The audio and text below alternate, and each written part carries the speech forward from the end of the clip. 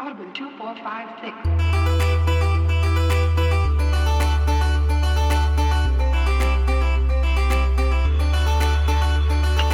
6. State of the Save is back with part 2 of Sleeping Dogs. Man, it is good to be back.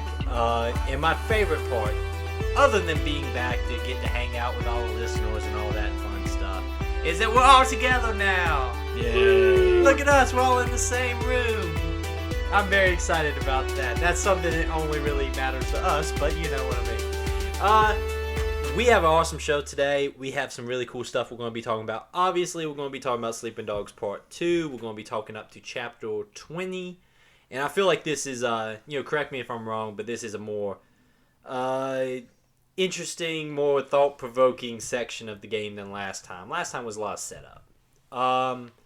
But also, we got some cool news stuff coming up in our new news segment at the end of the show. We got all sorts of awesome stuff. Let's go around and do the normal. Let's do the round the horn. Let's start to my right. Nick. I just noticed that both of you are to my right. But yep. let's start with that side of my right. Nick, what you been up to, man? Not too much. How's everybody doing? I'm tired, man. Yeah, me too. I think I'm tired. But we're going to power through this. We have enough caffeine on this table. I think we can do it. Man, Michael. Yeah. Are you tired too, Michael? I am exhausted. Long story short, my shift had changed because a guy quit, and now more stuff is shifting around at work. So I'm about to go to a 9 to 5 instead of working 2 overnight shifts on top of weekend shifts too. So I'm about to have my 9 to 5 Monday through Friday back. So that'll be. You're back to some semblance of normal. Like 2 out of 3 people in this room work crazy, insane shifts. And the other one is me, who has no excuse for his exhaustion other than his own decisions. His own terrible decisions. But enough of our exhaustion. Yeah, this is a hell of a way to start off a show. I would think about that. We are terrible at starting shows. Last time we spent like 5 minutes complaining about emails. This time we're just complaining about being tired. We are really bad at starting shows. But one thing we are good at, let's talk about some video games. Let's talk about video game we all played. Because we all got together. Newly released beta/demo. Would you consider it a beta or a demo? It said a demo. They said specifically on their Twitter that this is not a beta. This is closer to the finished build of the game. So it's a pre-release build, but it's not quite a beta. Okay. For this kind of game, it always goes a little bit both ways. We're talking about Outriders, which is from People Can Fly Games. You may know them for the, critically acclaimed Bulletstorm. People like Bulletstorm, right? I like Bulletstorm. If it's not critically acclaimed, it's Michael acclaimed for sure. I liked Bulletstorm. Put down the box. Yeah, I never played that, so. I know something you did play that we both played through from People Can Fly. We both played through, huh? The Outriders demo? No, yes, that too. You can tell. It's like, thank you. We're starting off hot. I didn't know if that was one of your critically acclaimed segues right there. Listen, man, people love my segues. I don't care what they say. I don't care for the fact that I've never got an email saying they love my segues. They love my segues. You never got an email saying they hate your segues. Exactly. So far, you're... Mixed reviews at best. I choose to pick that they like our segues. No, Gears of War Judgment is also... Oh, yeah. And me and you played that in like an 8-hour time frame. Do you remember this? I do remember that, yeah. We played it for like probably about 8 to 9 hours straight. For what? For disappointment. I remember you went home and I was alone in my apartment after like this all-nighter of playing Gears of War Judgment. And I just like had this game sitting on my nightstand or my console. And I was like, I don't know what we did here. We had so many other options to do. But I will say one thing about that game. That thing had a mechanic in it that I really wish more video games had. It had this way that you would enter certain sections of the video game. And it would be like a trigger that you could activate. Which it would add like some modifier to the level coming up. So it would be like, it would say, hey, in this room, the room was filled with noxious gas, and all the enemies had shotguns. because the game is told in like an after action report, and you could like choose to activate these modifiers. And it was a fun way of being like, you want a harder experience, or in that case, in that game, do you want an actual interesting experience? But yeah, enough Guild Wars Judgment talk. Outriders, we all got together. Nick, you played it on PC. Yes. Michael played it on his fancy smancy PlayStation 5, and I played it on my baseline Xbox One. Let's go around the horn. Let's talk about this because this is a big thing. People are talking about it. Michael. Yes. How did you feel about? We spent about 2 hours, 3 hours with Outriders. My clock says 3 hours, but I don't know if it rounds up or down or. We spent, I think, 2 to 3 hours. Yeah. How you feel about time with Outriders? It's all right. It's a very solid one of those Destiny things. So I might check it out whenever they hit their big Taken King equivalent expansion. I don't think I'm going to grab this right out if they reach that point, but I don't know if this is something I'm going to like want to grab on right out of the gate. It felt like at first I was kind of excited with the fact that it seemed like it was going to be a lot more story focused than like a Destiny, but once we got past the initial like story hook of it, none of those missions struck me as particularly stuff that I was going to hang around for the lore, you know? Hey, go find this guy. Like, it makes a good first impression when you have, like, the twist happen. Well, mostly. There is that screen where it's like, Earth is dead. Oh, yeah. And everything, and you're like, very interesting, and then... what was that line at the end? But it was a line that we all three talked about. There's like a text screen where it's like, and this is the last damn chance. This is their last damn chance. Yeah. I'm like, all right. It's supposed to be like a report explaining like humanity's current state in the galaxy. And then it ends with, and this is the last damn chance. Like, and I was like, okay, freaking somebody. That's when I'm like, I can skip these cutscenes and be perfectly fine. You skipped every single cutscene. Me and Nick watched all the cutscenes, and every single time it has an option to vote. And every single time cutscene would start, and instantly Michael would vote to skip. And me and Nick actually tried to see what was going on. But Nick, you played more Destiny than I think than either of us. How do you feel? I played 1 and 2 pretty much. I usually just go back for the expansions. I think the only one that I haven't played is the most recent one. I kind of just fell off that. So as you guys have more experience with like that, the most obvious game to compare it to, how did you feel about it? I mean, so it's right off the bat, I'm not a huge fan of cover shooters. This is a cover shooter. Yeah, but it's a cover shooter that doesn't really encourage you to use cover very often. Like Right. we wouldn't.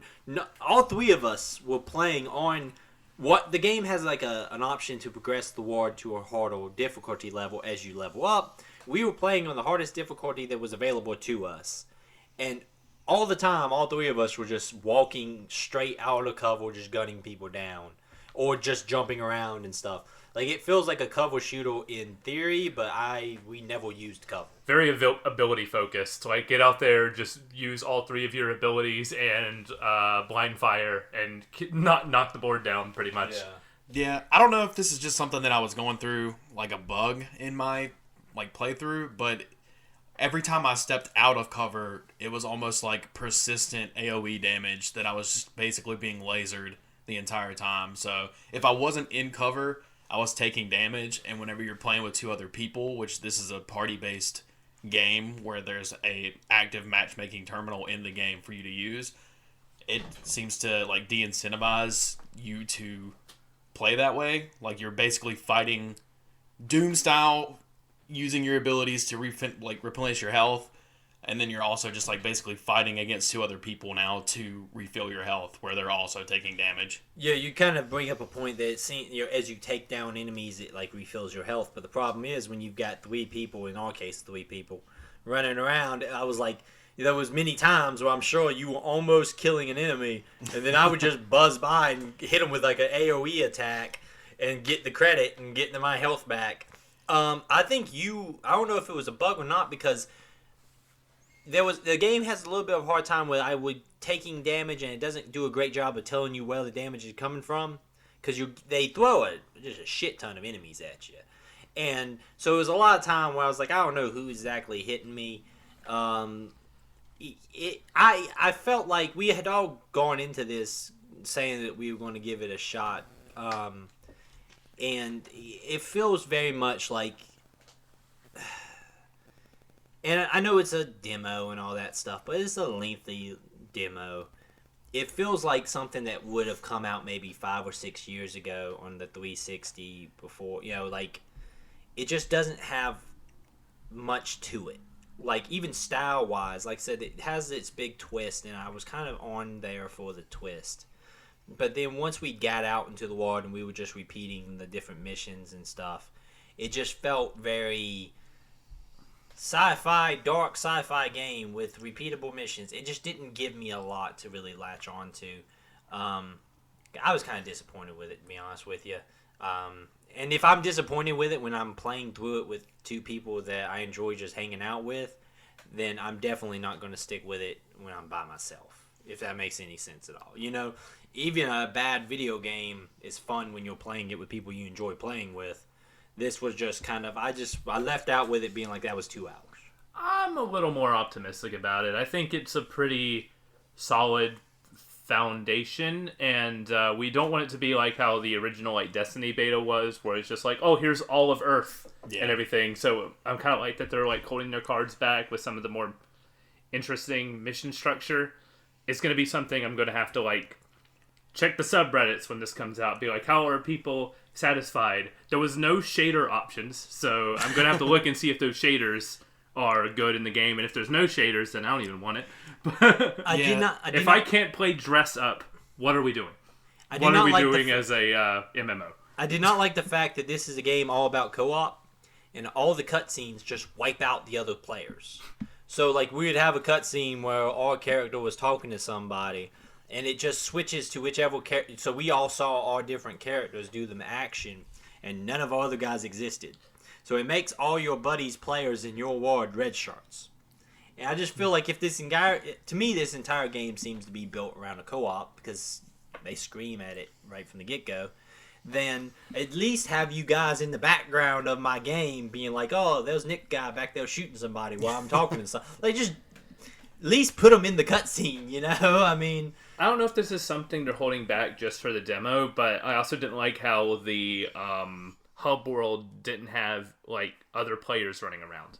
It felt pretty empty. That's actually a good thing, because remember, me and you found out. Oh yes, you can. There is no clipping in this game, and there's all these little alcoves that, let's say you were checking out stuff, trying to explore the world, and then let's say 2 assholes decided to block your path and just lock you in that alcove for the rest of your life. That's right. We were all standing at the store. I was standing at the front, and until you guys got out of that menu, I couldn't move because I was just locked in. Oh, that's right. So even if you're not trying to screw somebody up, you're going to screw them up just by going into a menu and trying to activate a quest. Because also, those actions where you guys would start the cutscene for a quest, and you just stand there and do it while our guys pinned between 2 people bouncing around, stuff like that. Stuff like that you should think about. People are going to instantly be assholes. It just was a whole lot of nothing to me. I didn't really like it.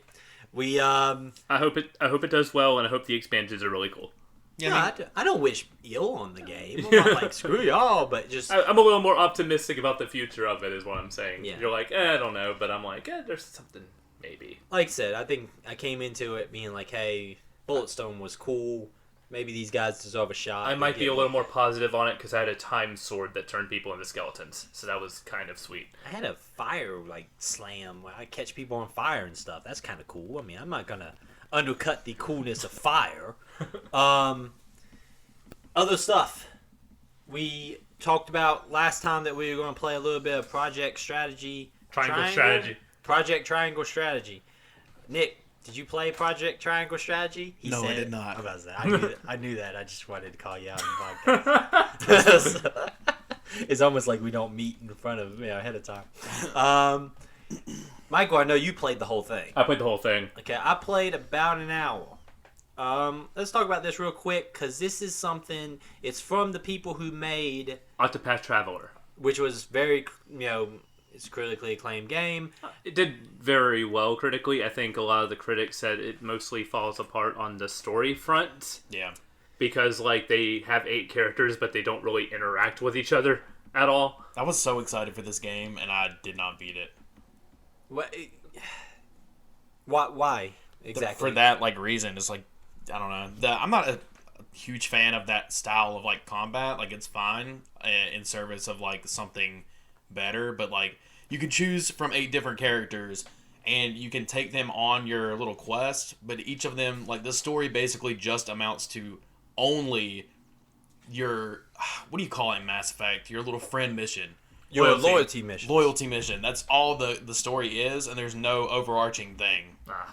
See, I did not. This was the first time playing one of this studio's games, and I think it's interesting that they said story was an issue for people last time. Now, Michael, did you play Octopath? I played the demo for it and was like, this seems alright, but then once I heard the story was a bummer, I'm just like, I don't know.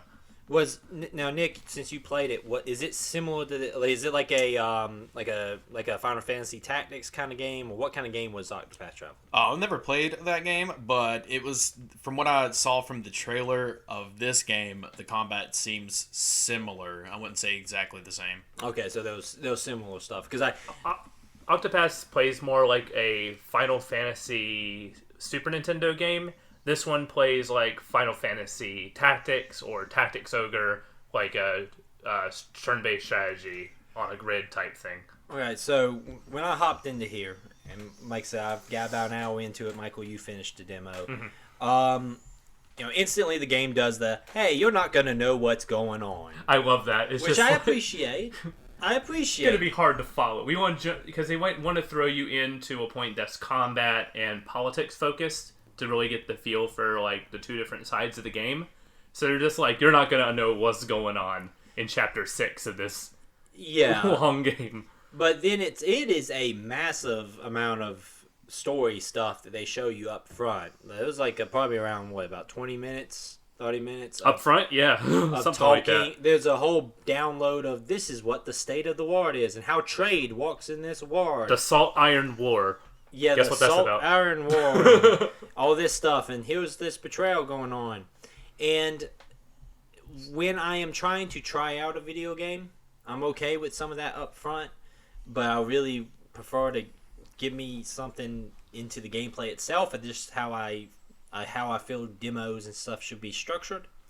So instantly I kind of lost interest in that, because if I am going to end up playing this game, I don't want to know all these twists and all these revelations and this, that, and the other, because I'm going to be playing the story and I want to get there naturally. That's so right. I've got about 20 minutes in, and then I just skipped all the way through it. When it gets down to combat, I feel like this is a similar kind of situation where it's a very tough game to show in a demo, because this would be characters that you would have picked up on your way there.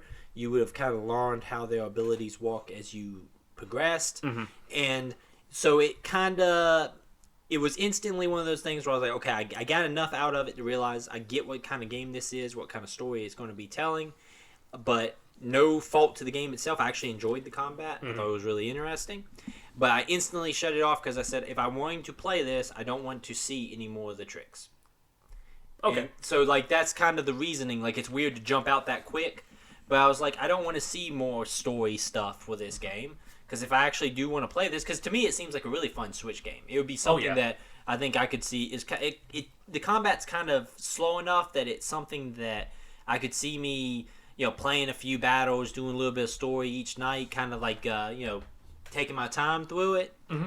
But I instantly don't want to see more of it, because hey, I don't need to see all these story reveals from chapter 6 if I'm going to start at the beginning. If that makes any sense at all. That's fair.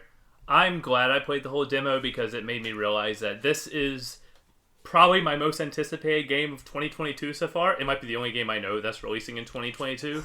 But as someone who grew up, Final Fantasy Tactics being one of the only Final Fantasy games I played up until more recent years, and this plays like a Final Fantasy Tactics.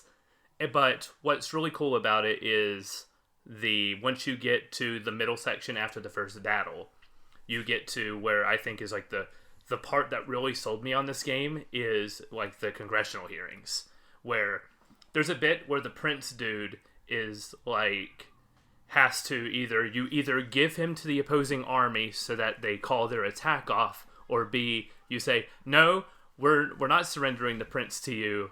We're going to stand and fight in this village that we hunkered down in. And your vote counts as one vote, along with everybody else. And so in order to sway people, you have to have conversations with them. You have to go to the village, get information to kind of sway and convince people to vote on your side.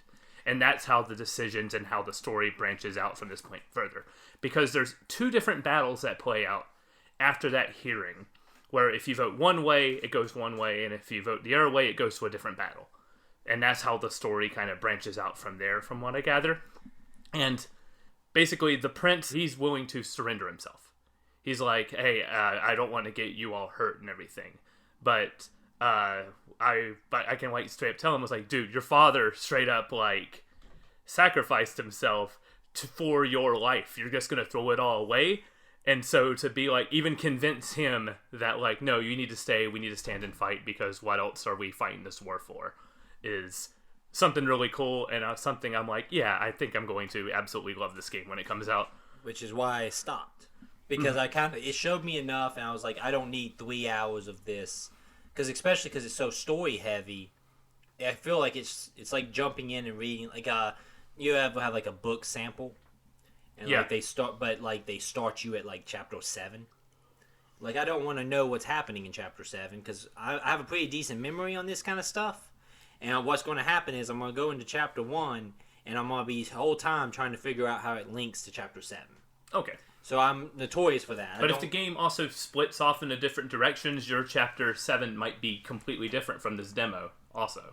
True. Or you might have different characters that play out in different ways. But so my that's problem why is, I didn't mind like I would going through sit that. there and try to make decisions not to get that in. That happen. Gotcha. Like, I get really metagamey with this kind of stuff, where I sit there and I actually try to like figure out how the strings work. Mm-hmm.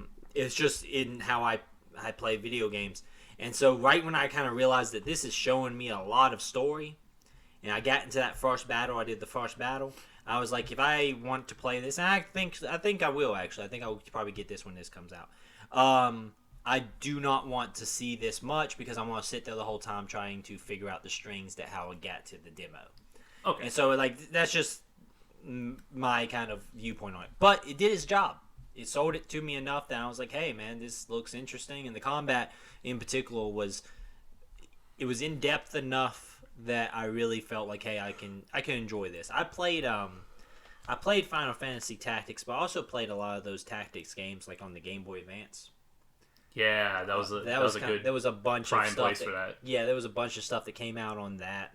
So I remember, really getting into those. So it kind of gave me the same kind of vibe. Mm-hmm. But yeah, so really enjoyed that. That was fun. Last go around before we jump into Sleeping Dogs. Anything else for anybody? No. Thank you. Nothing? All right.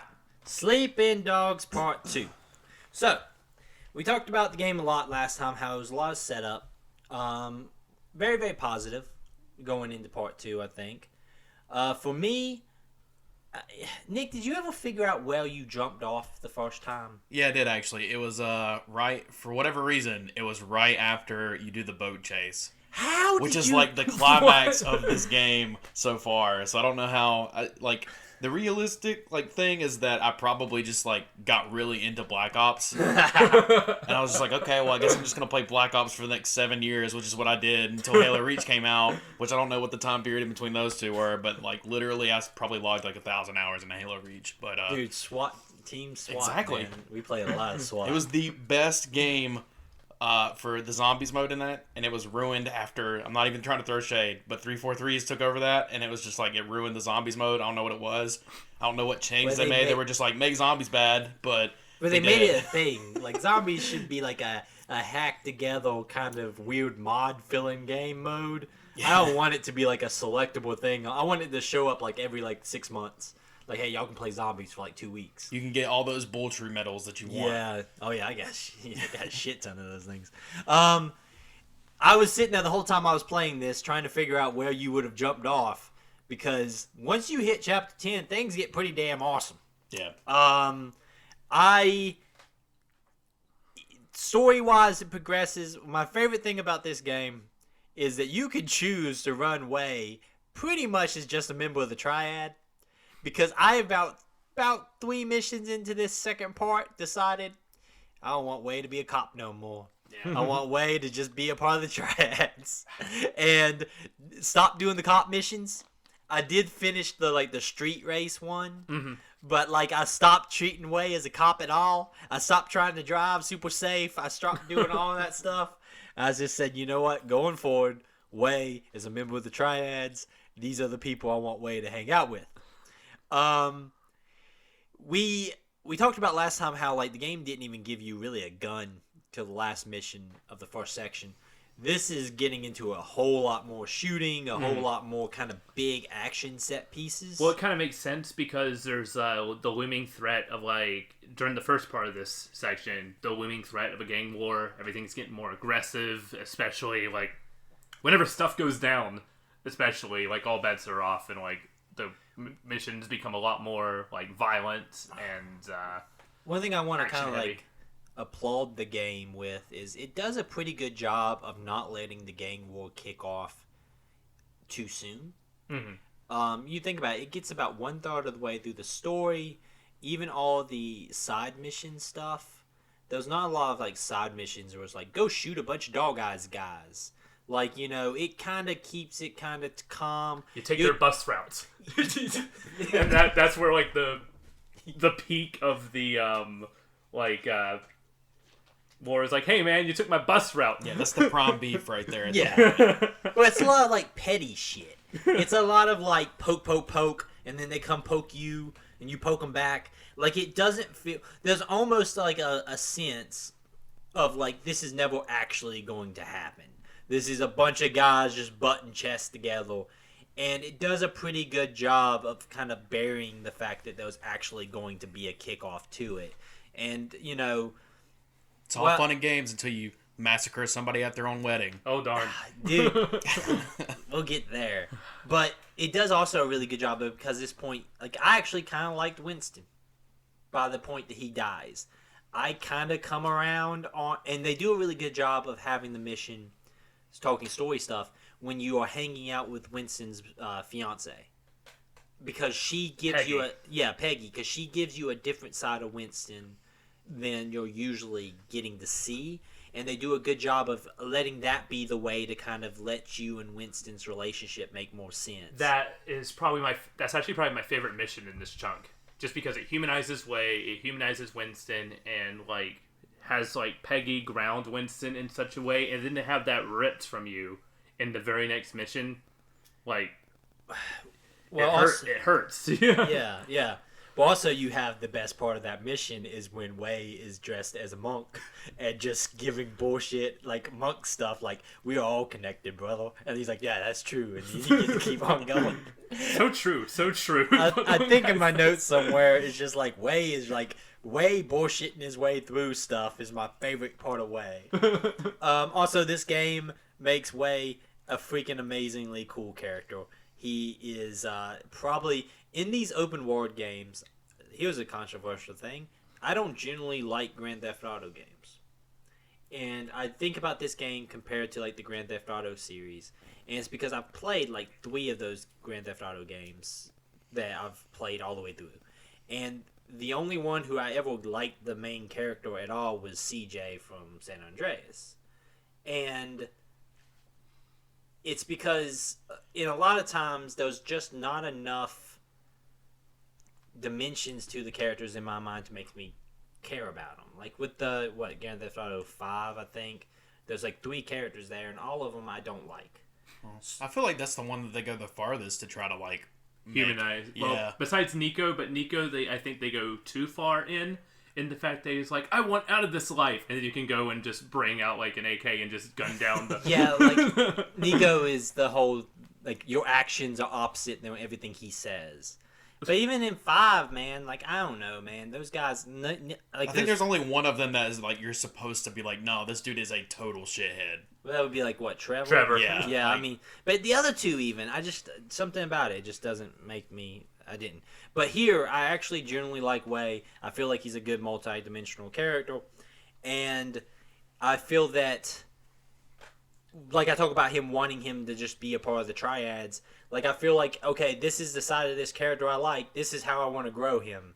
I'm just going to stop doing all this cop stuff and be more of a criminal. He plays his different sides very well to the point where it doesn't feel like it's three completely different characters. It feels like all the same character, just showing a different side of himself. You have Triad Wei, who's like pointing gun at people, threatening him. You have the Charmer Wei, where he's like talking to his friends, or like talking to a girl where he's like very charismatic and like charming. And then you have Cop Wei, when he's with Tang doing the missions, where he's all serious and to the point, and it all feels like the same character, just different sides of the same character. He's he's multi-dimensional. That's good. Props to the voice actor and props to the writing staff for nailing Wei down completely. He's a fantastic character. The game does a cool thing also, like I said, he does so well of like playing a member of the triads that when he all of a sudden like mid-mission busts into cop mode, it throws you off almost, like in a cool way of like, oh crap, I forgot for a second that he would try to call this ahead of time and be like, hey, this is going down right now, you need to get, like on the street racing mission, the fact that it's like, hey, he's going straight into talking junk with the guys you're racing, all while you're setting up the roadblock up ahead. Like, he does a really good job of playing those multiple roles, and the voice acting's awesome. He does a great job. I don't know if this guy has done anything else in movies or anything, but he's very, very good. Just kind of also talking about set pieces, I feel like of these 10 missions in this chunk, all but maybe 2 of them have some big memorable moment. Like, you either have like you do a lot of shooting out of cars, you do a lot of jumping freaking docks and blowing up, propane tanks. It's just feels like a more epic, grand scale kind of section of this game. The warehouse bit where you're tracking down one of Dog Eyes' where you're taking down like his warehouse, where it's to the point where it's like you're taking down his drug operation in the warehouse. And to the point where it's like, hey, if we're taking down Dog Eyes' drug operation, we're going to be taking down our own drug operation. The higher ups are not going to like that. Well, yeah, there's one thing I think is a little bit kind of weird, and I don't know, and maybe I didn't do the right side missions, but it's kind of not brought up a lot until after I think that mission, that Dog Eyes and Winston's little gang war is not helping business. Like, it's just like these are 2 little guys on the grand scale of things taking pot shots at each other. It feels a little bit weird that like Uncle Po doesn't get involved until things have escalated to the point that they're burning down drug operations. Like, I feel like he should have been involved from maybe the point in which they were, fighting in the streets over territory. Like, this is they're very small pawns in the grand scheme of things. Why isn't he involved from the get-go?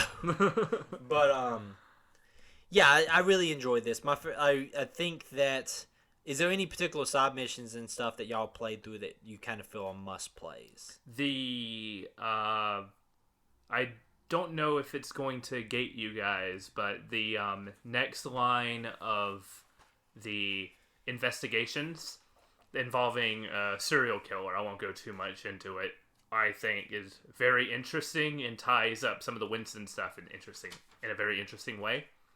So I would say that's the one we're doing, but again, with some of these investigation missions, it does gate you from doing some more main missions until you do those. So I don't know if this is going to work in a similar way. But you're talking about like the cop case files one. The case files ones, not the ones that are just like, hey, get this riot gear and this taser and go and take down some dudes. Not those. Those are not really worth doing. I did check. You can do triad missions in a cop car. Awesome. Oh, yeah, Wei has just been wearing like full riot gear this entire time. He looks like Black Noir from The Boys. I don't know why. In a way that kind of breaks the game, but this is just like you don't hear him talk or see his like or you don't see his face move while he's talking. It's funny. I've been wearing the I think it's like the lieutenant outfit where he wears sunglasses. Yeah. Oh, the high roller. The high roller. And the game does not ever take his sunglasses off, so he'll do the scenes where he's like sleeping, and he'll wake up and rub his sunglasses. And it's just like, I feel like, guys, we could just get rid of the sunglasses just for when he laid down. You know, I get that he's sleeping in his suit, but not. Come on. It's funny. He's wearing like bandoliers and a helmet and everything. Every like cutscene. It's just hilarious. Just pulls up wearing, Hong Kong police with a uniform. Hey, what's up? We gotta go find out who the snitch is. It's fun, I guess, if you can replay those missions while wearing the Game of Death suit, because it's just like him in like full like yellow spandex the entire time. I do try. I would kind of I wish that there was a faster way to get that face rating up a little bit, because some of the cooler outfits are locked behind like level 7 or level 8 face stuff, and you just I want to get to that. Yeah, cool so stuff it's fast. a lame way to like gate outfits. Money wise, I get like just put them behind a higher monetary value. That's a good way to like gate them off to later games when you have more money. Versus, did you do enough side missions? And like, especially because I've given up on like the cop side missions, Yeah. and I've done enough of the like random help people side missions that I think I've kind of seen all of the kinds of missions so far. So I'm not doing a ton of side missions as of right now.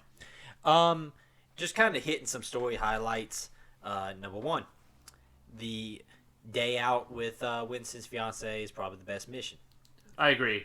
Number 2. I'm going to try to fly through these.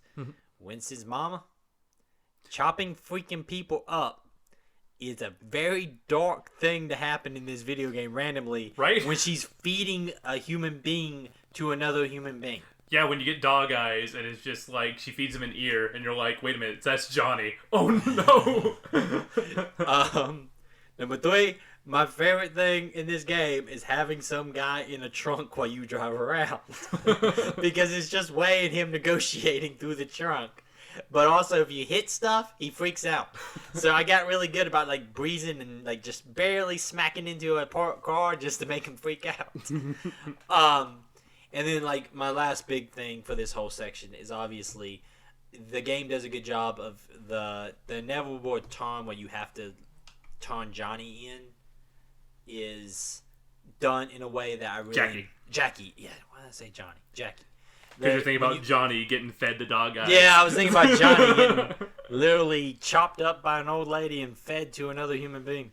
But that whole turn is legitimately really good because it kind of reminds Wei that he is too close to this. Because like the whole scene where he's like, oh, hey, we've got everything we need out of Jackie. Jackie's a small fry. You don't need to keep him on the board.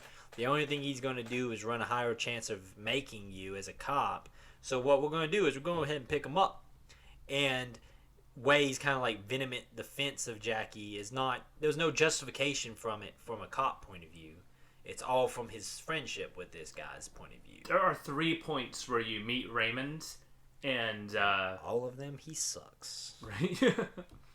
Like, they were... Wait, I'm going to pause. Nick's support was just a head shake. So I agree. Yeah, like, you literally have Wei just standing in this alleyway, and he's like, where have you been? And Raymond just says, like, I was in traffic. It's Hong Kong. I'm like, you're putting this guy out there to meet a cop, and you're just like, whoop, sorry, traffic's bad. Just hang out here by yourself for about an hour and a half, you know? But, yeah, the first time you meet with Raymond, it's whenever... you take down like the warehouse and you're like, oh, I met Uncle Poe today. He really likes me. And they're like, wait a minute, we could use this. This is actually really cool. And then when you take over for Winston, that's whenever like the very big like pull between those two happens, where he was like, I answer to them. I am them. And then Raymond's like, that's what worries me. Well, when he's like, well, like from Wei's point of view though, like Raymond's been looking to pull him out from the get-go. And, like, the whole argument of, like, I am Winston now. Like, don't you get it? I'm no longer, like, a foot soldier in the Triad here. Or the Sun Yun Lee. I'm a freaking Red Pole. Like, I am a lieutenant in this. Like, I am closer than you've ever had to bringing these guys down. But even then, Raymond's instantly like, well, we gotta get this guy out. It's like... I get that it's supposed to be the whole classic, like, undercover cop story of, like, you're in too deep. but I feel like he's a little bit too quick to try to pull him out all the time. And I kind of think it's not until Jackie, and when he's trying to vehemently keep Jackie from getting picked up, can you honestly make like an argument that say he is too deep? Because at this point he's telling you like, don't arrest this guy, not for any reason other than the fact that he's my friend. Because he's like, oh, he'll blow my cover, and they're like, no, not really. He's like a lower level person. Like he'll get caught just on a random. We'll pick him up on like all the stuff he steals all the time. The fact that he can't stop stealing jewelry. But I particularly, they hammer home towards the end of these chapters those two moments I really liked. One is when you're taking your oath, basically, to be a member of, you know, the organization. Your 32 oaths. Your 32 oaths. And I really appreciate that the game cuts away. I was like, oh God, please, don't make me sit through 32 oaths. Like, I like this game a lot, but I don't like sitting there and be like, and I promise to turn all my tax information in by the 1st of April. By the 1st of April. That's oath number 26, don't you know? But, and like how they're really hammering home, like, the worst thing you could be is a traitor, and then the camera cuts away. Like, you should never betray their brotherhood, cuts away. Many men die one death, but traitors die a million deaths. Cut away. The fact that the game's cuts are just perfectly timed. And there's even a point when it cuts away, Way's like obviously uncomfortable, and then it cuts to the guy who's been accusing Way of being a traitor the whole time, being like, "It's okay, Way. We all know you're legit." And then it cuts right back to Way, just you know.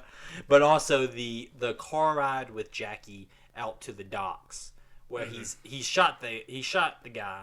And it's a long conversation with Jackie, obviously talking about how he feels about having killed somebody.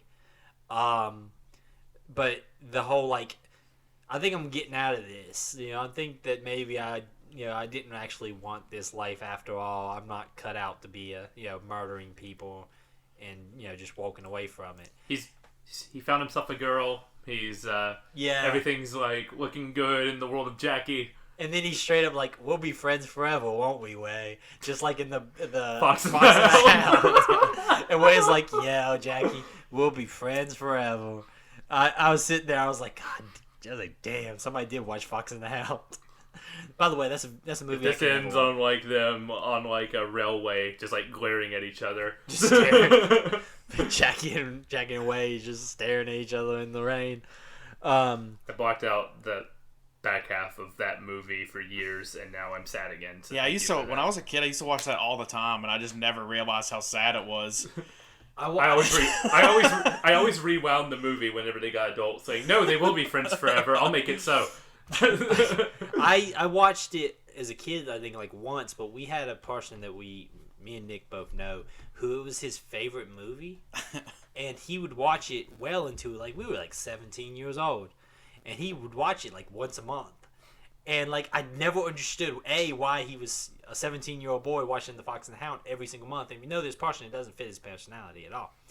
And also it just made me like critically depressed for days afterwards. Just because it's like, we'll be friends forever, and you're just sitting there, you've watched it at this point 12 times this year, and it's like, I know better, it's not going to go like this. But I can never watch that movie again. It was on Disney Plus, and my daughter asked to watch it, and it was like a weird like flashback moment. I was like, no. There's a bridge too far. Why? Because there's a bridge too far. You just don't understand.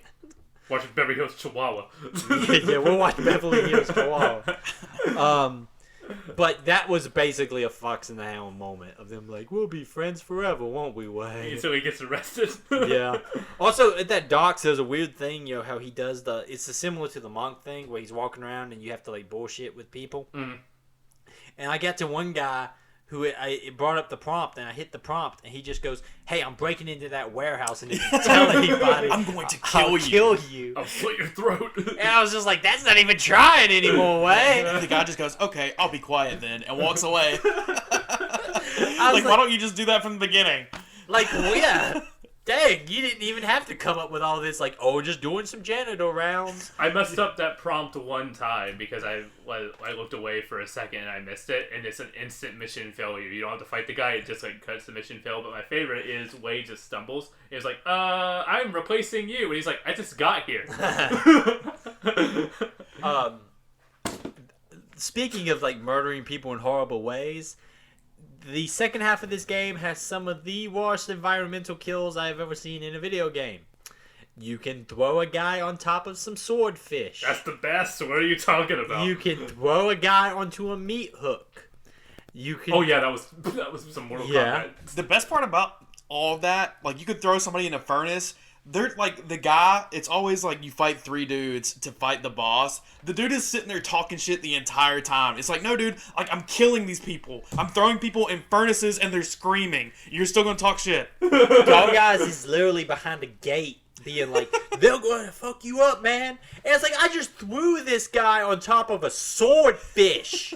Like, do you think this is going to go the way you think it's going to go? Did you guys beat a man to death with a fish? Yes. I got there's an achievement for it. It's wonderful. Those times in this game I have come really close to dying because I'm trying to pull off the environmental kills because they're just so daggone fun. You try to grab the big dudes, and that's a big mistake. Oh yeah, man. That if you mess up that stomp prompt, that takes like 1/4 of your health. Like they'll screw you up quick.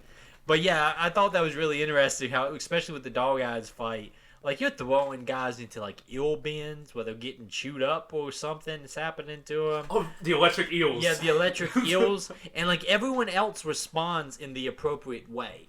Like all the other guys you're fighting all do that, oh, back off. But except Dog Eyes over there being like, you ain't got a chance. It's just once, I would like just one of the guys to like drop his weapon and just run away. Yeah, I mean, like, I'm out of here. I'm sorry, dude. If you just like kneed my buddy in the face and then picked him up and threw him on a meat hook, I'm out. I don't care what Dog Eyes is paying me because Dog Eyes ain't gonna live long enough to pay me again. I'm getting out of there. Scrappy Doo in a fedora has no chance.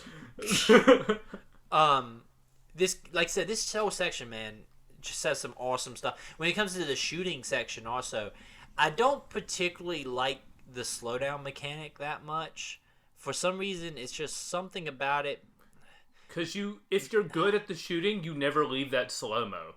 Because if you do like a slide, you go into slow-mo, and then it might be an upgrade that you get, but every headshot you land just extends the slow-mo. So if you're good, and it kind of feels good, where you like land that slide, just like it just turn around in slow motion and just shoot the heads of like all the dudes around you, and you never leave slow motion.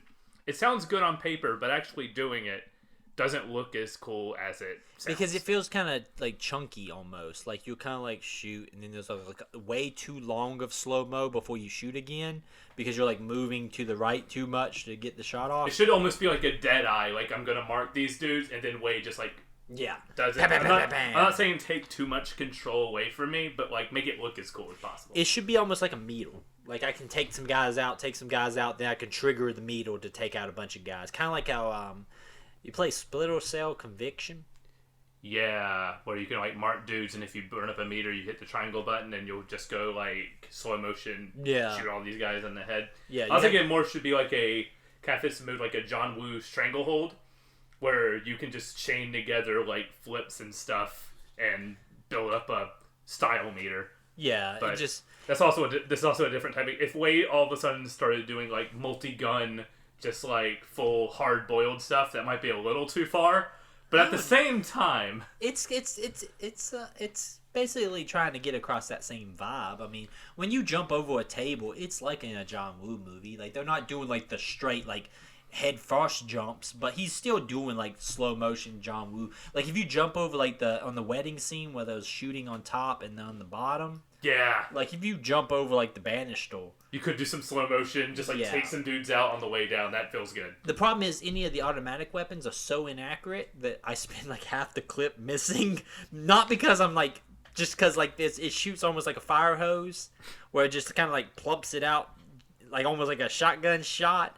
And so, like, I would be dead on that guy's head, and it'd take, like, the 5th round to hit him. But the game does, like, that cinematic stuff really well. Like, just little things like how, like, you get bloodied up as you take damage. Like, when you come out of that wedding, by the time you're out of the wedding, you're, like, soaked in blood, pulling, Uncle Po with you, shooting guys one-armed as you're dragging him out. Like, it does that stuff so well, and this whole section is filled with all that stuff. That's the main part of the gun combat that For the most part, the combat feels really good. Of the three tenets, the shooting, fighting, and driving is the weakest pull in that of those three, but it still feels good. The only part that doesn't feel good is when you, starting with the warehouse mission, when you have to take a guy as a human shield and you have to drag him. I will constantly end up throwing that dude in the walls. I end up killing him in some instances because when you're trying to transition from the dragging this dude by your side to using him as a human shield, that stuff is clunky a little bit. There's a moment in which you do it at the docks, mm-hmm. and cars are arriving and you're shooting people where you have I forget the name of the guy who you're holding captive. I don't remember exactly who it was. Was that Johnny? That was Johnny. It was the weed guy or something, the drug guy. That would be Johnny then. No, Johnny's the rat, right?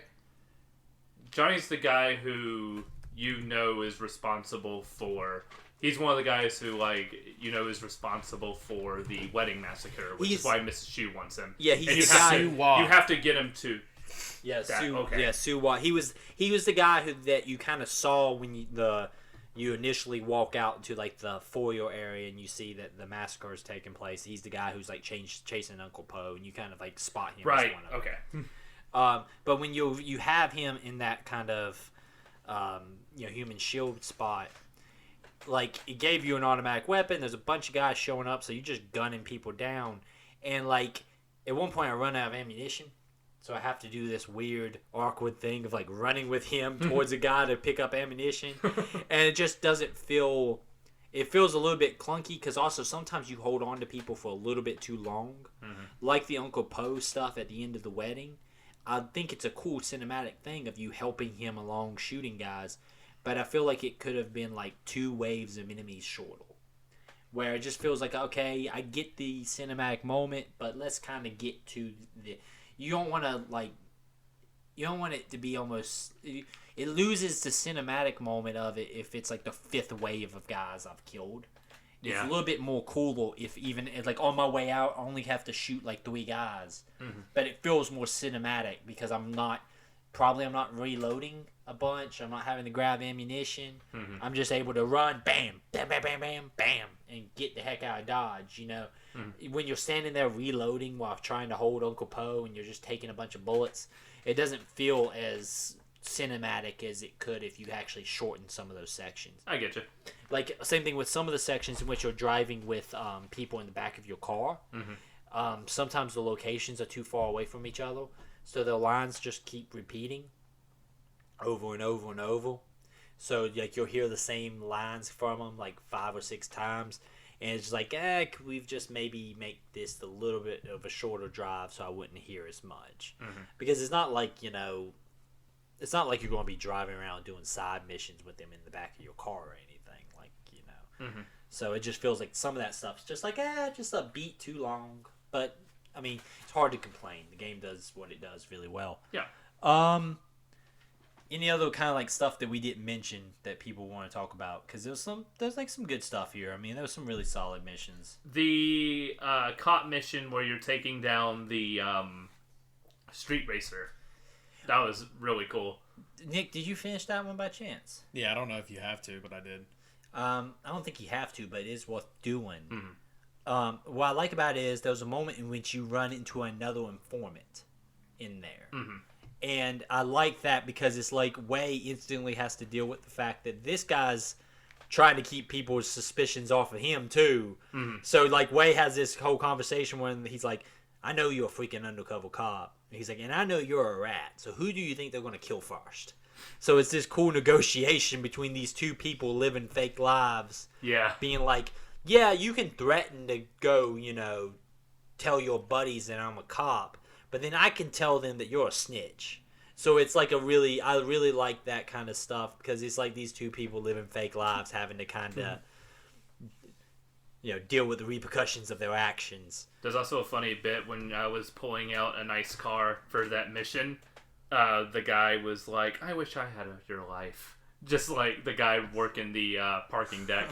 He says at one point, you pull out and he goes, I used to have a car just like that before I lost my job, and then now this. And I That was poor like, guy. and I was like, dang, dude, like, do you want to borrow it for a while? Like, I'll let you Like, borrow this ain't it. mine. I have I like took it. 7 of them. So. Yes. I have a fleet, and I can give you the van. I never drive the van. But, If I give anyone a free car, it is Port Bun Man. Just Port Bun. anybody who doesn't have a Port Bun is not a whole man. Just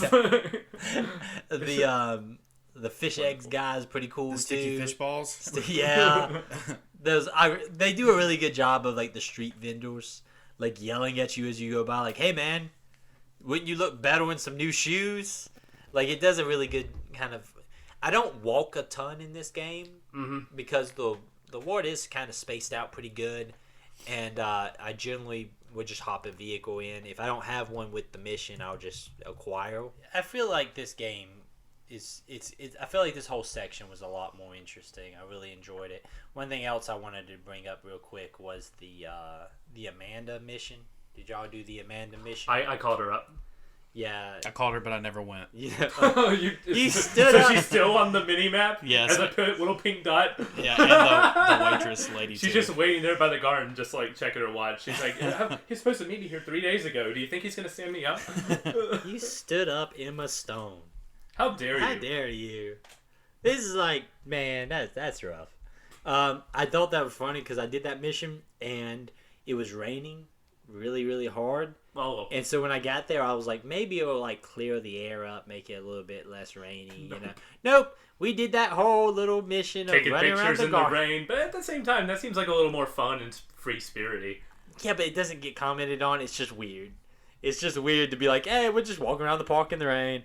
But other than that, it was a fun little mission. I'm kind of amazed how little, like, you got Emma Stone for your game, and she's not in it very much. You walk around the park, take pictures, go back to her car, And then you bang. and then you never see her again. She's not on your contacts anymore. You can pull up the contacts, and then she's not there. That says all it needs to say. That's like you know what? People who complain about Mass Effect, how like all the relationships just end in banging. That's like, hey, you went on a date, so you got to get banged, and now we deleted the contact. Have you played Saints Row 4? Oh yeah, I played the hell out of Saints Row 4. Saints Row 4 is literally a button that you can go to all of your teammates and just like romance. And I was like, hey, let's do this. You can just walk up Every single person is wonderful. Yeah, you can just walk up and it's like, hit Y to shag. And you just like, hey, well, let's have sex. Okay. And then you have sex and nothing happens. There's but, one that's wonderful because it's like, hey, will you sign my book? Yeah. It's wonderful. that whole game is amazing. Should we play Saints Row 4? Either that or 3. I'm trying to think which one would be better. I like 3 a little bit more than I like 4. But that might just be because 3 was such a out of the blue kind of experience. But I really like 3. Mm-hmm. But yeah, maybe one day we play some Saints Row. They did a remaster of 4, I think. Was it 4 they did the remaster of, or 3? Both. They did a Both? I don't remember. 3 came on Switch. They And did a 4 remaster. did a thing, like the presidential edition or something. Yeah, because you're the president in 4, which is With Keith David as your Freaking vice president. that shit. That game is amazing. Yeah. Alright. Freaking president of the United States fighting freaking aliens. Stranger things have happened. Yeah. In 2021. Yeah, the Amanda thing is weird that you just... Does she show back up in this game at all? I don't remember. That might be it. That might be it. Just like, alright, cool. Delete number? Cool way. Cool. New phone, who dis? Yeah. you gotta protect her, man. You can't let her get involved in all those trials. That's true. She by going on that date, you do have the lanterns appear on your mini map, which is cool. Which has me going. If I go on other dates, will stuff appear on my mini map too? There's only one other character you can go on a date with, I think. Oh though, yeah, right? the so far the waitress lady at the club. Yeah. Right. I should do that. Was that what happened? Would that have more karaoke? Yeah, it has more karaoke. Okay. So- Do you call her multiple times? Does I she just have like- more than one? Dude, I just want karaoke, man. I don't even remember anything about that, but I just want to do karaoke all the time. Yakuza 0 is your game. If you want music videos with your karaoke. I found out that freaking Okada is in the Yakuza games. And the fact that you didn't, when you tried to sell me on Yakuza, Why didn't you just come up and be like, hey, you know Okada? No, the freaking Rainmaker from New Japan Pro Wrestling? You know, arguably one of the more dominant champions in New Japan recent history. He's in Yakuza. The game I played was set in the 80s, so I could have put Okada in there. I don't know. Was he in 0 or was he in 1? I think it was 2, 6. 3. I didn't play 6. Well, I don't care. You should have led with that, though. You should have been like... I would have if I knew, but I did not know. I tried to sell you on the fact, hey, you have a sword fight in the middle of the sewers. Did that not do it for you? Freaking Okada is in that game, man. I'm gonna play Yakuza 6. Just jump right in. Yeah, because Okada's in there. Watch him be in there for like 10 minutes. They'll still be longer than Emma Stone is in this game. Yeah, I feel really weird that they must have. We still haven't seen Lucy Liu. Yeah, I don't. I remember where she's coming up because at the end of this story chunk where we're talking to Raymond, we're teasing at the last conversation we have with him. He's talking about some dude who runs a record label who's into some like shady stuff. Yeah, he's into like trafficking and stuff like that. Yeah. I feel like Emma Stone, they must have either got her for like an afternoon and not known that they were getting her for an afternoon. Like she showed up and they're like, hey, so this is the plan for this week, and she's like, oh, I'm only here till 5:00 today, and they're like, oh crap, or she like came in and did like 3 weeks worth of voice work and none of it was any good, and they just pieced together or maybe she did the recording for True Crime Hong Kong but not for Sleeping Dogs, so they had to use I have no idea, because this was a true crime game at one point. Well, and then like Lucy Liu was going to be the main character of True Crime Hong Kong, correct? No, Black Lotus. Black Lotus. I think so I wonder but you think like they would have some dialogue from her, like you have enough to, I don't know. I think that was scrapped mostly because she would have been the protagonist in that case, so they had to wipe her out and turn her into an Emma Stone type. Yeah, that's weird. I really feel like this is so weird, and they were used as like the brunt of the advertising. Yeah, I don't understand how that happened. Anything else? Anybody want to bring up about Sleeping Dogs? I want to bring up one bit of the story. Going back to the wedding scene, one bit that really stuck with me was Winston and Peggy, where Winston has his dying wife in his arms, and like she's dead at this point, and he's like, you need to get her out of here, man, as he's like dying. That sent chills down my spine. That was like that moment just stuck with me. And every time like they bring up Winston, I immediately think of his last moments. They do a really good job of making Winston go from like a generic asshole to somebody you actually would consider as like Way's friend. Props to the writing, and also I have a feeling that's done on purpose for the story, because like as we start to like Winston is when he's dead, and when we start to get a connection to him, so like we're in Way's shoes at that point, where we're starting to like the people we're hanging out with. Like even Conroy kind of gets off your case. It's like, you're an alright dude, Way. Yeah, you get to a point where those people, and then by making Raymond an asshole, it's easier to identify more with the Triad guys than it is with Raymond. Like if Raymond was a really cool guy, and every time you talk to him and Way got along really well, it would be easy to kind of keep your moral compass around trying to be, a good cop. But Raymond's an asshole. You don't really like him. These other guys are cool, so it's easier to kind of fall into that line. If it was Tang instead of Raymond, because Tang handles your like case files and everything. If she was doing it, I have a feeling this game would play it a lot differently versus just Raymond going, whoops, stuck in traffic. Da, da, da, da. Yeah, they do a good job, but it makes sense. You can't like Raymond because then you're going to, not want to be a part of this. And we haven't seen triad. Pendro in this section at all. No, he hasn't. He gets brought by name at the end when he's like, Pendro, you're the reason my friends have been taken. Yeah, when he doesn't curse Raymond, he curses Pendro. And like the last time we saw him, he shot a dead dude. Well, because he says to Raymond, he goes, I'm coming in, I'm going to talk to Pendro. Oh, and right. And he says, who you think authorized it? So that's why he's mad, because Raymond says that, no, I didn't. I'm not even the guy who said bring in Jackie. Pendro did. Also, speaking of missing a bit, did anything come of... I may have missed this, but did anything come of Pendro shooting the dude and playing the evidence? Because I don't remember that paying off at all. I guess it's just supposed to show that he's not as like squeaky clean as you thought he might be. Like nothing so far has shown up. Because no one mentioned like what was that dude's name that was taken? I think it was like Charlie. No, it's not Charlie. Well, let's, for the sake of argument, say Charlie. No one's like, hey, Charlie got arrested.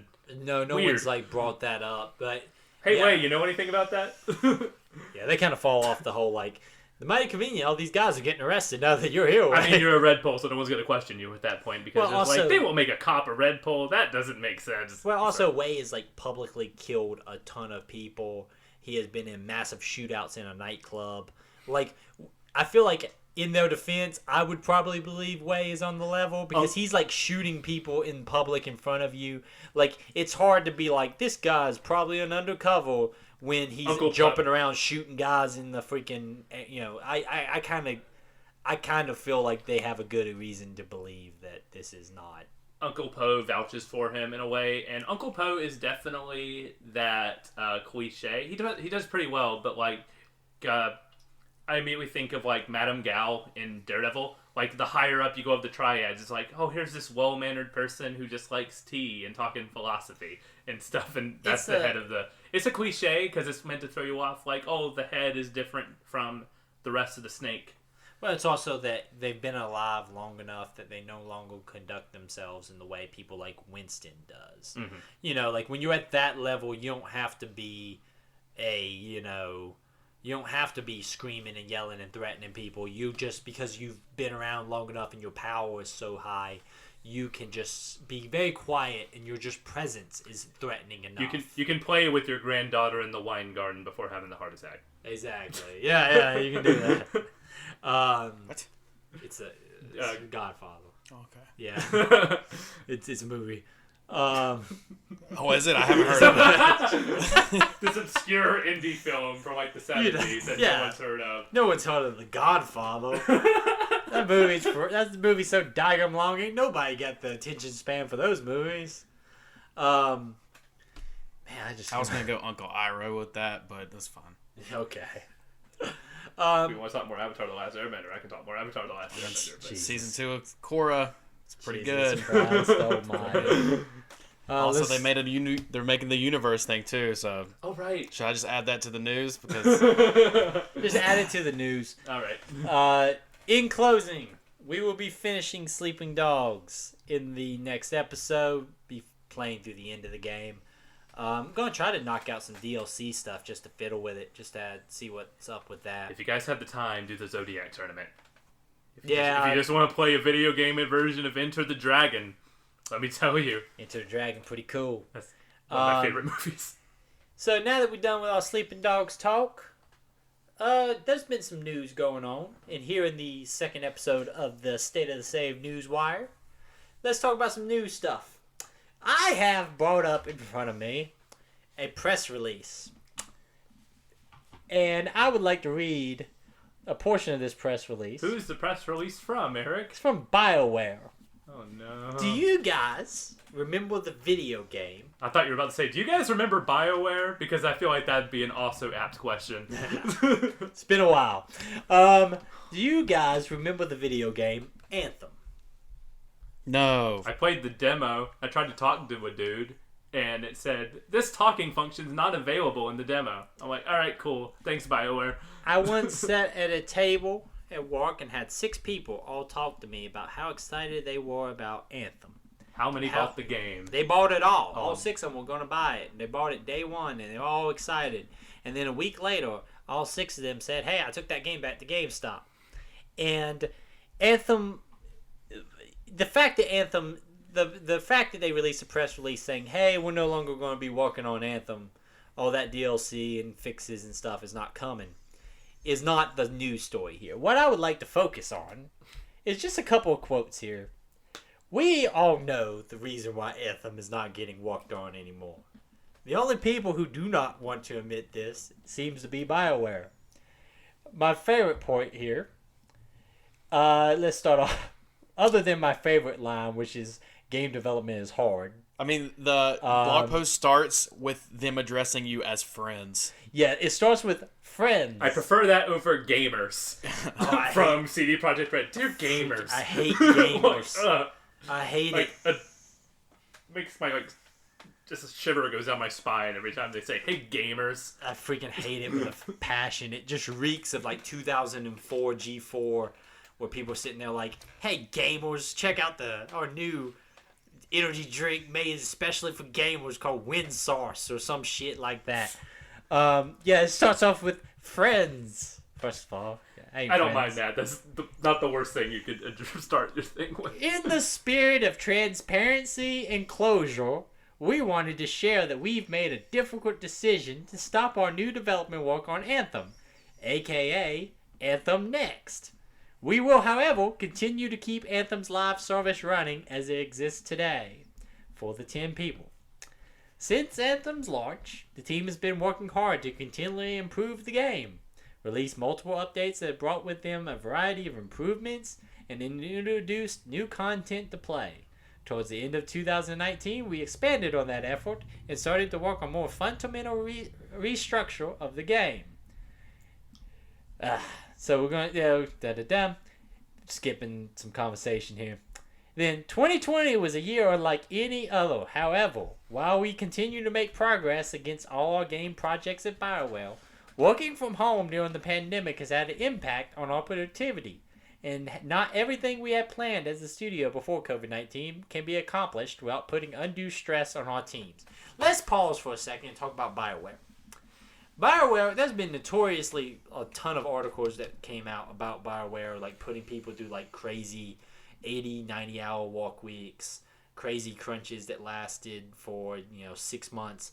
If you ever read building complete games and having to tear down those games and restructuring them completely different Mass ways, Effect, Andromeda, trying to work on an engine that was originally made for first-person shooters and sports games, and then trying to put a third-person RPG onto the top. Oh, sorry, I got a little... Yeah, no, it's well documented that BioWare is not known for their concerns about the well-being of their production teams. I know this is disappointment. I think that's more This EA would be a than on disappointment. BioWare, but I don't know. Dude, the structure of that. there was stuff that came out even when like BioWare was making like Dragon Age Origins and stuff. Like, it's been known that BioWare will put their people through some stuff. It's been I know this would be a disappointment to the community of Anthem players who have been excited to see the improvements we've been working on. Who? I was one of those people who was standing at the sides going, can they make Anthem good? Yes, but you were not an Anthem player. And then they announced the new Mass Effect, and I'm like, kill Anthem! Anybody that bought this game has to have been waiting on this to justify the price tag. So But just because they probably had 100 concurrent players every week, that doesn't mean that there weren't a lot of people that actually wanted this to happen. But see, the thing is, Anthem went to that EA Play service in a month. Like, if you want to play Anthem, you could buy the subscription thing, or now it just comes with Ultimate. Like Xbox Live Game Pass Ultimate. Like, Anthem, they didn't even try to, usually it takes about 6 to 8 months for those games to hit that service. It was a month later they threw that thing on. They had abandoned that game pretty quick. It is also a disappointment for the team, who are doing brilliant work. It's always easy to say you're doing brilliant work when you don't actually have to show your work. It's like, hey guys, check out this awesome song I wrote that I can never get to put out. The Jason Schreier article about this is going to be incredible. Whenever he's like, here's what Anthem Next really looked like before EA pulled the plug. Other than continue talks about how great everything was going to be, game development is hard. Decisions like this are not easy. Moving forward, we need to laser focus on efforts as a studio and strengthen the next Dragon Age, Mass Effect titles, while continuing to work to provide quality updates to Star Wars Old Republic. I forgot that's still going. All this boils down to, it says something that you can't just come out and be like, hey, this game did not do the things we wish it did, and we're going to go ahead and say that we're done working on this game. We're going to keep the servers up for the community. We hope the community continues to play it. But to blame Anthem's failures and refusal to continue to work on that game on COVID is kind of a bullshit thing. And I get that a lot of people walk their damn asses off on that video game. Mm-hmm. I don't hold any of those people responsible. That line, though I think it's kind of a stupid line to put in your press release that game development is hard, is freaking true. Game development is a freaking difficult thing, and these people walk their asses off to make even bad games. But the fact that they, this is a COVID reason, guys, to make it a COVID reason why you stopped working on this game and kind of gave up, to me just strikes me as a very large cop-out. And I read this press release just on a whim. It was on Reddit or something when I saw it. And it just blew my mind that was the reasoning they were going to use. Like, they couldn't just say, like, hey, we're moving on from Anthem. We're going to move into Mass Effect and Dragon Age. And, we feel like we're going to focus all our efforts on really making those games, the best games possible. Because this is, in my mind, strike two for BioWare, right? Andromeda comes out, it has all sorts of issues. They don't finish any of the things that they promised there. Well, they kind of pulled people off of that team to go work on Anthem. And then Anthem's a swing and a miss. So now they're going to pull people from the Anthem team to presumably work on the next Mass Effect. So that line right there where it was like... Mass Effect died for Anthem, and now Anthem's dying for Mass Effect. The line, moving forward, we need to laser focus on efforts as a studio to strengthen the next Dragon Age and Mass Effect titles. You've lost all trust with your fan base. And I say this as someone who was a BioWare fan. I don't know that that's true, though. Like, did you see how stoked those people are for Mass Effect? Yeah, but... Yeah, I know. Like, I'm ignoring the fact that Michael is raising his hands right now and has already stated his excitement for Mass Effect earlier in this episode. But I'm telling you right now, I'm not buying that thing day one. I'm all out hope. I don't know. I'm not going to be... Like, I'm not. They already got me. I'm a Mass Effect stan. See, then you're the problem, man. I am the problem. I will openly admit that I am a problem. I am counting down the days to the Mass Effect remaster. So I can play those games again. I mean, I think you just have to take into consideration how much changes in between these things. Like, everybody that was sitting here a year ago was talking about how, CD Projekt Red is probably the only development, crew that I really have any faith left in. And look how that went. You know what I mean? I just feel like you never have faith. Nihilism in the video game space is I think what you the need. CD Projekt Red thing is continuing, also a problem. Because, you read, though... Like, they had some stuff stolen from they basically had their code stolen, correct? Yeah, the source codes for The Witcher 3 and Gwent were taken. And they used that as hey, our update is going to be a month late because of that. That's a legitimate reason to push your update back, I would say. Because, hey, we have to deal with all this stuff. Not only that, but they actively couldn't even work on it because they were also hostaged out of their own, systems. So, I get that's a legit reason. That game came out broken. That game was not a particularly good game to me. But if you got your stuff freaking held hostage, then yeah, you got a legit reason to release a press release saying things are going to be slow. But you cannot release a press release and blame Anthem being stopped working on COVID. That's not the freaking reason. Mm-hmm. And it's kind of a slap in the face to that community to say, hey guys, if COVID didn't happen, Anthem would be awesome right now. That's not... You can't use that. Man, it's just plain simple. Anthem died on the vine. Just say, hey, we're going to move on to the next projects and go from there. That particular press release just kind of not our fault, across guys. me. And I just really, really dislike the fact that hey guys, Anthem would have been great if it wasn't for COVID. Yeah. No, it wouldn't be. You guys just realize it financially doesn't make any sense. Which leads me to my second thing. I've been recently annoyed with game development telling me all the freaking, every little bitty... Remember when they used to do, whole articles on, OneUp.com about, they revealed a new gun today for Halo. There's a 400-word document about our new gun for Halo. I, is well documented, am a very big AEW fan and wrestling fan in general. They announced when AEW first came out that they were going to be doing a game. They got the people for WWE No Mercy on the Nintendo 64 to make it. Yeah. All this is awesome. Yeah. And then one day they announced AEW Games is going to be doing a press release. A big press conference.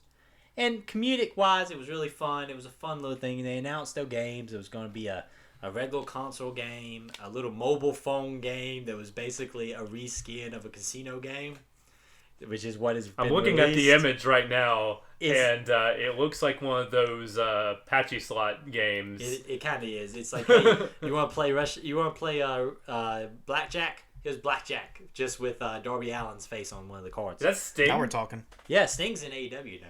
What? Yeah, you know that? I don't watch wrestling. The musical artist? Yes, yes. Roxanne all over the freaking ring. I was gonna say Sledgehammer, but that's Peter Gabriel. But they've done like 3 of these little releases now, where they've done like press conferences, and I've watched all 3 of them. And that console game looks to be like 2 years out. And like every single time they show very little information. And it kind of brought me to something I've been thinking about a lot with like these press releases is, am I the only one who's kind of getting sick of knowing about like every portion Roxanne of was not the something? police. Sorry. Okay, yeah. Yes. And who was the single of the police? I don't know. Sting was the single of the police. Don't Alright, well, call me you got out. me. You got me. Gotcha. But am I the only one who kind of getting a little bit sick of all the like in-depth breakdowns of every single thing that goes into making a game like 2-3 years out? And is this a personal problem of me being too tied into some of this stuff? Yes. Or is it okay?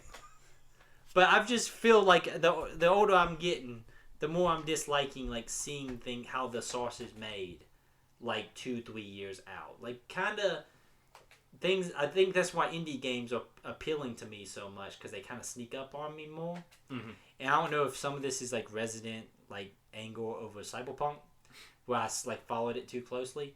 But do you guys like generally enjoy, as games that you care about coming out, like following all the updates, really being super on top of things, or do you prefer just to see it, like see the trailer, be like, cool, I like that, check it out 2 years later? For certain games, I do like the build up to release, but when it comes to most games, just announce your game 6 months before it comes out, then release it. Like Nintendo did it last year, even though I haven't played the game. I thought it was cool that they're like, in April, they're like, there's a new Paper Mario, and then July is like, here's Paper Mario. I'm like, more of that, please. Just announce the game. Not every game needs a 3-year hype cycle. We don't need the Death Strandings of the world where here's 20 15-minute trailers that that doesn't even show what the game really is. Like, I watched these 3 little press conferences that they've done, and they showed no extra gameplay. They've just showed, like, here's some people falling on the mats to get the sound of falling on the mats. And I was just kind of sitting there thinking to myself, I don't really need to know all of that stuff that goes into making these games. I understand it's hard, and these people work their asses off. But, like, me as a consumer, it just feels like by the time the games come out, I've already been talking about it or learning or looking at it so much that it loses some of the excitement of a release. And I feel like it's now, because it's like every single studio is really big about making sure they're constantly keeping that consistent, keeping the game in front of you, that by the time it comes out, I'm almost tired of talking of it, if that makes any sense at all. And I like that kind of like surprise release of like, hey, 2 months from now you can play this game. But my question to you guys is, do you feel like we're in the minority there, or do you think we're in the majority? Because I mean, obviously it's like I feel like that's just marketing. Like, you put your trailer out and you're only going to get so many views, but if you put your trailer out 3 years before your game comes out, people are going to do the talking for you. But like, and personally, I don't go out and search for that stuff, like movies or TV shows. Like, I don't watch trailers. Like, I can see a teaser and be like, okay, well, that generates enough interest to see that when it comes out, but I never actively seek that stuff out. See, I was just wondering about that, because I was like, it's getting to the point that, like, any game that I am excited about, there's been so much, like, released material that hits before it actually comes out, that I'm, like I said, I'm almost kind of, like, tired of thinking or looking at that game by the time it's released. And it was just something I was thinking about recently. I'm like, I wonder if I'm in the minority or not, because I really feel like the marketing almost turns me off on some games. Whereas, like, by the point that the games actually comes out, I'm kind of sick of seeing it, and I'm not even as interested when it hits than something that pops up 3 months before it comes out. I'm like, hey, check out our trailer. This is what our gameplay looks like. You see a more finished version of the game. I don't need to see like 3 pre-rendered videos before the game even shows gameplay. Mm-hmm. Just show me some gameplay. Show me like a 3-minute thing. Bam, done, out. Like, I don't know. That was just something I was thinking about. Mike said it might be in the minority. Michael.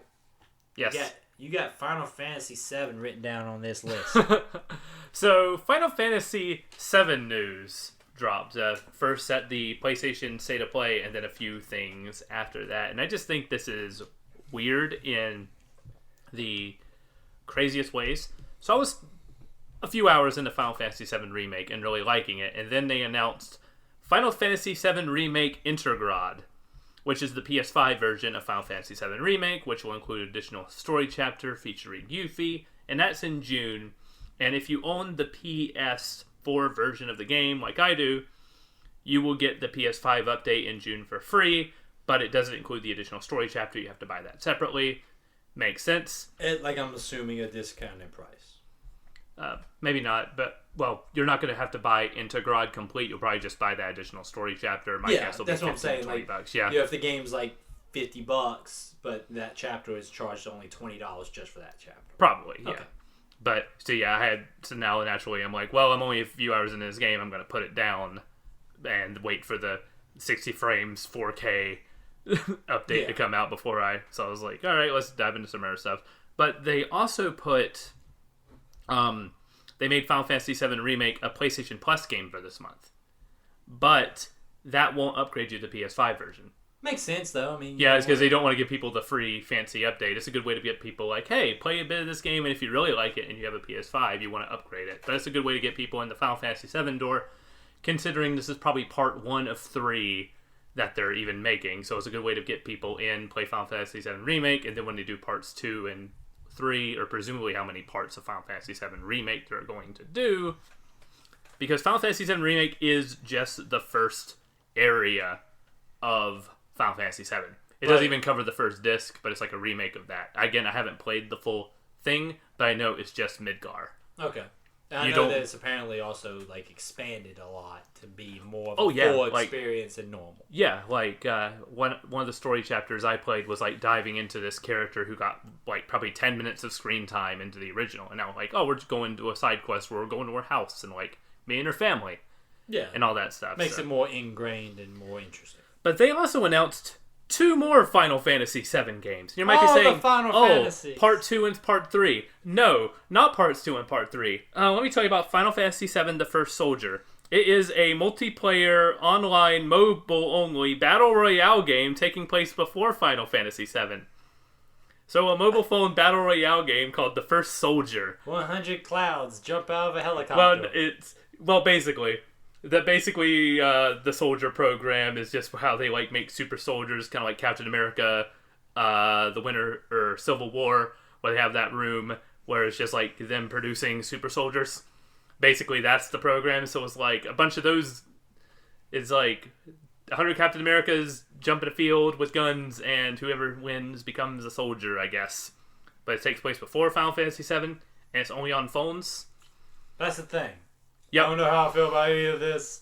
This seems like a ridiculous notion. Yep. And then the third Final Fantasy VII game they announced, Final Fantasy VII Ever Crisis, is a mobile remake of the entire Final Fantasy VII story, which has graphics kind of similar to the PS1 game, a little bit updated. But you might be asking, so it's just Final Fantasy VII proper, but remade on phones, because it's a mobile game too. No. Final Fantasy VII Ever Crisis covers the entire story of Final Fantasy VII, Final Fantasy VII Advent Children, Final Fantasy VII Before Crisis, Final Fantasy VII Crisis Core, and Final Fantasy Dirge of Cerberus. Jesus. You remember when they refused to remake Final Fantasy VII for like 15 years, and everybody's like, they just need to remake it. Now it's like, okay, motherfuckers, y'all want some remakes? We got some fucking remakes. I feel like Ever Crisis was a backup plan that became a full project just in case, because Final Fantasy VII Remake had some trouble in development early on. So I feel like it's like, we need something, make this a mobile game so we have a backup plan just in case it all goes to hell. If everything goes bad, release. But now everything's going good, so now we got Battle Royales. And people who love Final Fantasy Tactics and Final Fantasy VI, they're just like, why is Final Fantasy VII getting so much love? Where's the Tactics remake? Final Fantasy VI got a phone port, but that's all Final Fantasy VI gets. You know what? People are never going to be happy. Now you're going to be like, remake Final Fantasy 12 now. It's just... they already did. I know they did. That was a joke. But that's too many Final Fantasy. Final Fantasy VII's particularly. It was like back in the day where it's like Final Fantasy VII was popular. So like, here's a movie, here's a PSP game, here's Dirge of Cerberus, just all of this stuff. Too many Final Fantasies, man. I just thought it was hilarious how much Final Fantasy VII's popular again. So let's do what we did in the aughts and just pump out so many Final Fantasy VII's. It's the equivalent of like, is the fact that there's a Final Fantasy Battle Royale just blows my mind. Like, if you would have told, that would have been like on the April edition of EGM when they used to do the April Fool's jokes. That would have been their April Fool's joke if they were still going here in 2021. But for some reason, for me, the Final Fantasy 15 tower defense game on mobile made sense more for me. Like, oh yeah, that makes sense. Yeah. We all have our lines. I guess tower defense is fine, but not Battle Royale game. 100 clouds, jump out of helicopter, I mean, that'd be fun. swinging swords. But it's only on mobile is the key thing. Like, that Call of Duty mobile version of Warzone goes really well. Like, people really like that. Is it a 100 gig download? I think it's a pretty significant download, and they update the hell out of that thing all the time. Like, it's a big thing. Like, did you know you can't install like Warzone and the entire like Black Ops Cold War experience on like a 500 gigabyte PlayStation 5 because it's way too big to even fit on the console now? I can't play Warzone. We played it for a while, but I had to take it off just purely off the fact that I don't have space to store that freaking game. That free-to-play game has an 80 gig update. I'm like, all right, delete. Yeah, it's like, hey man, and they were releasing like a weekly update for a while there. It was like my favorite Battle Royale too. I was really digging it, and I'm like, I don't have the time to download I don't have the time or the space, man. Jeez. Yeah. Anything else before we take it home? That's it for my news story. I think that's it. We are State of the Save, and I'm very, very excited to say that we're going to be coming back with the next part of Sleeping Dogs Part 3 coming out next. Mm-hmm. Then we're also going to be announcing our next game. We already know what the next game is, and I'll tell you right now, it's pretty exciting. It's going to be something off the wall, kind of crazy. I downloaded it last night and was just fiddling around looking at some trailers and stuff, and that thing looks freaking crazy. And then we actually know what the next couple of games are, so we might announce the next couple of games in the next episode. Who knows? Just to get you prepared. You can shoot your emails to stateofthesave@gmail.com or stateofsave if you're an OG. If you're a purist. If you're a purist, go to State of Save. But if you're one of the new people, you can go to stateofthesave@gmail.com. Follow us also at State of the Save on Twitter. And man, stay safe out there. We'll see you in the next little bit.